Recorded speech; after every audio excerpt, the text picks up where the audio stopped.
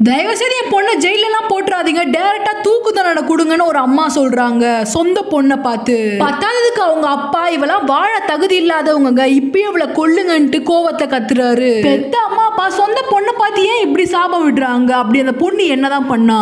அவளோட கள்ளக்காதலோட உதவியால அவங்க ஹஸ்பண்ட கொன்னு 15 குறா போடுறா.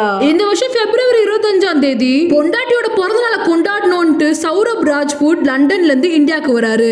இவர் ஒரு எக்ஸ் மர்ச்சன்ட் நேவி ஆஃபீஸர்.